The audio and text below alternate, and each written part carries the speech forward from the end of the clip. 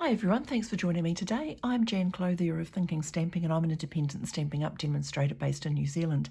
Thanks for joining me today. It's the beginning of 2024, a whole new year, and of course it's a whole new stamping year coming up with the release of the Mini Catalogue in a couple of days' time. And so I thought I'd kick it off with sharing with you a little sneak peek out of that Mini Catalogue, although of course I've only got a day or two to sneak peek because it is coming live on the 4th of January. So I'm using this set called Hooray for Surprises. It's a little bundle, and what I liked about it is it's got an interactive element.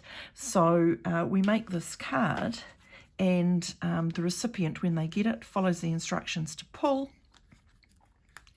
And I had to put in a little piece of blue tack because I've already done it.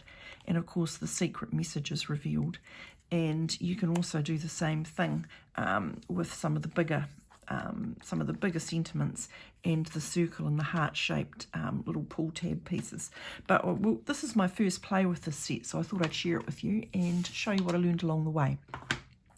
So to start off, we'll start off with what we need to make it. Well, obviously you need the Hooray for Surprises bundle because you really won't get these interactive tabs any other way.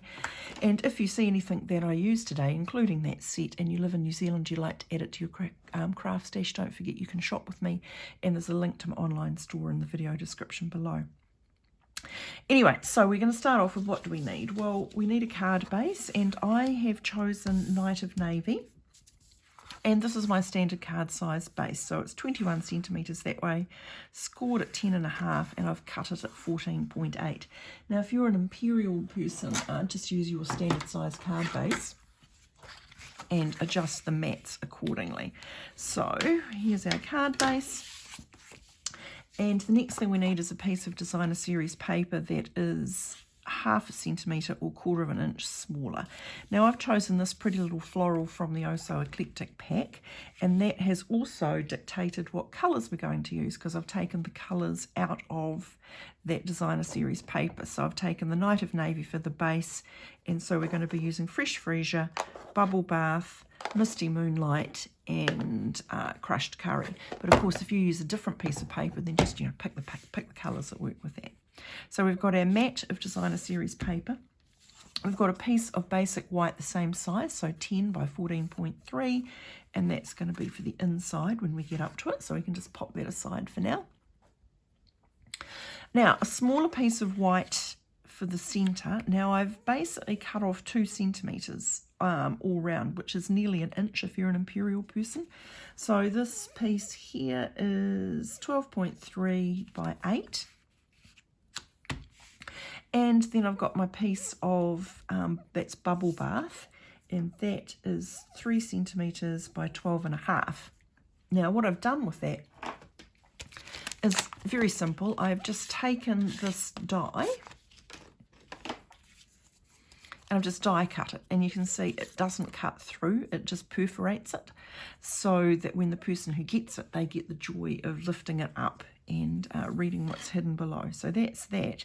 Now, in order to help me get it stamped properly, I've also taken a piece of plain white that's the same, pretty much the same size, but I've pulled out the whole tab so I can see how big a space I've got going on. And when we get on to stamping, you'll see why I've done that. Now, in addition to that, we've also got some bits and pieces for the stamping. So I've used the little cake image that's here, and I've done one in each of the 4 colours. So a Crushed Curry, a Misty Moonlight, a Fresh Freesia, and a Bubble Bath. And then I've also taken this little die, which is the little floral die.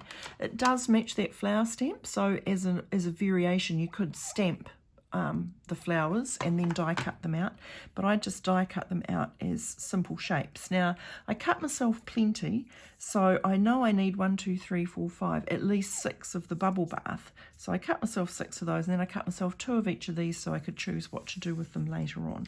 So you need some little scraps of whatever colours you've got, and then you need a piece of white to stamp and die cut out your little cakes. And there is indeed a little die that matches that pretty little cake, which I think would be quite nice because you've got a candle and a flame that you could put on it as well. So lots of options there for what you can do to decorate your cakes when you get up to it. So that's all the bits and pieces we need. So let's work on how we actually make this beast. So I'm going to start off simple with the simple thing, which is simply to attach my piece of designer series paper.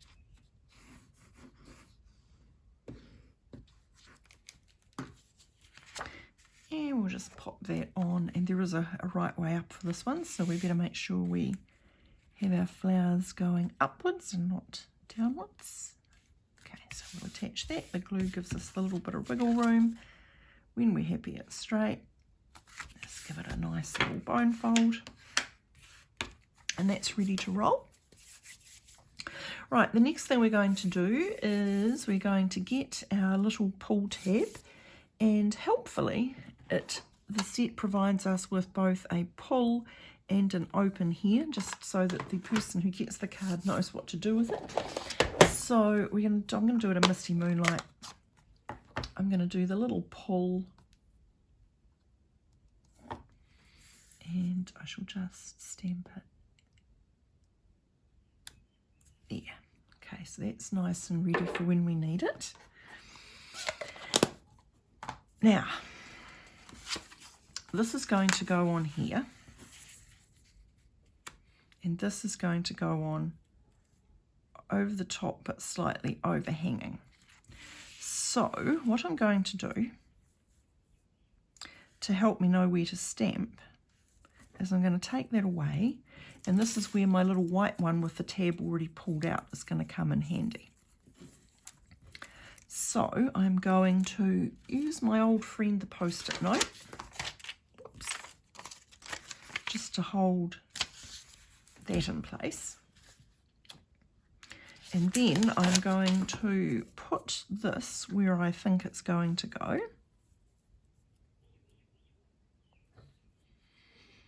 And make sure it's lined up nice and straight.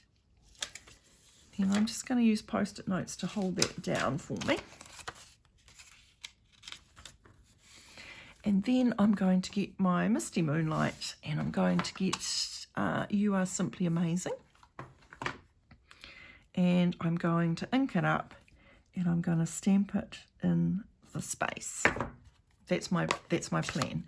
And my other plan is to stamp it in the space straight. So I apologise, my head might get in the way of this one because I want to see what I'm doing. Okay, so I've got that. Now I got it a little bit closer to the top than I might have hoped, but that's fine. That'll be fine. What I'm going to do to fix that is I'm going to lift that up, and I'm just going to get my pencil.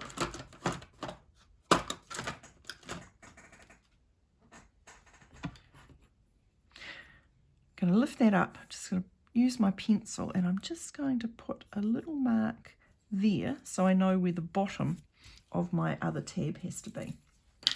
Now I'm also going to try out something different here. What I did on this card was I just left this completely plain, and it kind of bothered me. So what I'm going to attempt to do is I've got myself the 3D Basics folder, and I'm just going to go and I'm going to emboss top and bottom, and we'll see what that looks like. Okay, so that's what it looks like now that it's been embossed, and well, we'll just see how that turns out. So I know that I want to put that there, and because I've used my blank,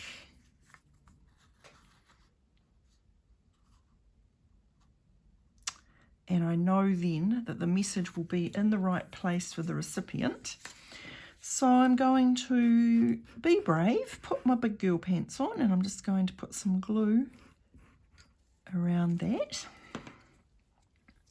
And I've got my little mark there to show me where I want the bottom to be.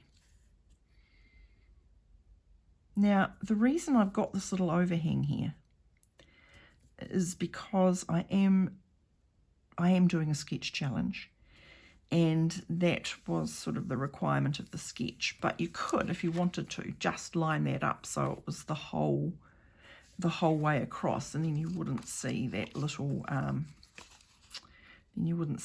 tiny bit there. Okay, so I'm just trying to make sure that's nice and straight, and I think it is. So now we can attach it there.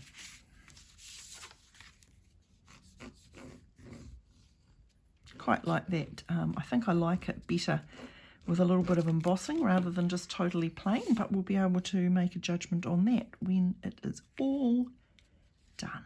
Okay, so I'm centralizing I'm attempting to centralize the white panel in my attachments. Okay, so now we've got our little thing there. We don't need the post-it notes, so we'll pop them out of the way. We do need our little cakes next, so you can decide what order you're going to put the cakes in around your little message. And you could, as I say, if you really wanted to, you could get out the candles and start adding those on.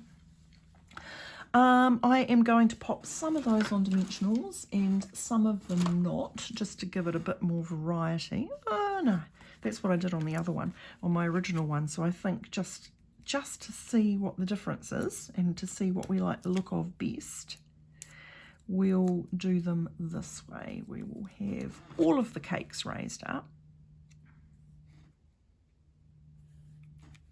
and see if we like the look of it better. Okay, and then once you've got those on,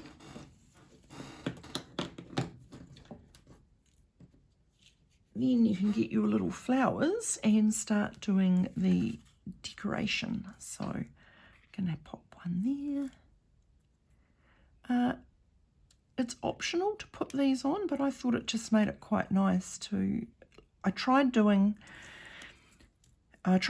out one on every single of the blob of the circles, and it just looked a little bit much, but just every second one I thought was quite nice. And then you can play around again whether you want one or two flowers on each of your cakes. You can, if you want some variety, and you're sick of the flowers, well, you can always make the candles. As I said, you could stamp the flowers rather than just cut them out of DSP, or you could do both. You could add in the hearts. You've got room for, I guess what I'm saying is you've got room to vary what you do with your with how you go about decorating your cakes. Now, what I need is some mini dimensionals, and I'm just going to add on these little flowers.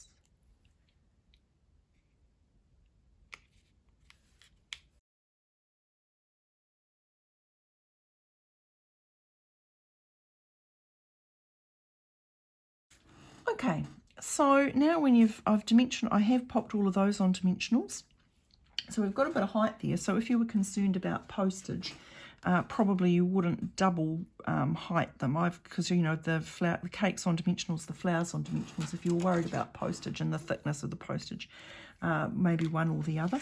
Now for embellishments, I've gone for the iridescent pearls because they've got these beautiful tiny little pearls, and I don't know if you can see how beautifully iridescent they are. Almost, well, if you're in New Zealand, almost power-like.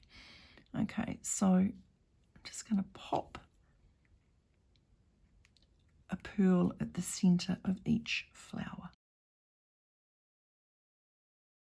Okay, and so I think we are almost done now, apart from the inside. Now what I did on this, and I'm going to do the same on this card, but I won't do it now, is I just put a strip of the DSP, and I took one of the other sentiments, hope your birthday is wonderful, and popped it on the inside. So there you can see my lovely little sneak peek Hooray for Surprises interactive birthday card. And I think that on reflection, I like it better with that little bit of embossing. It's just a little bit too plain to my taste that way, but then that's what you learn as you go, isn't it? Anyway, I hope you've enjoyed making that with me, and I think whoever gets it is going to just enjoy doing this, especially if, look at that, hidden message. Who can resist it? So I hope you've enjoyed watching me make that, and I hope you'll give something similar a go. Don't forget, I'm always happy to answer questions, and I can be contacted through the details in the video description below or in the end card which is about to pop up. If you've seen anything that I've used today and you would like to add it to your craft collection and you live in New Zealand, don't forget you can shop with me. Again, the link is in the video description below and in the end cards which are about to pop up. If you've liked what you've seen today and you haven't subscribed, please do so you don't miss anything new that I do. But above all else, everyone, Happy New Year and happy stamping.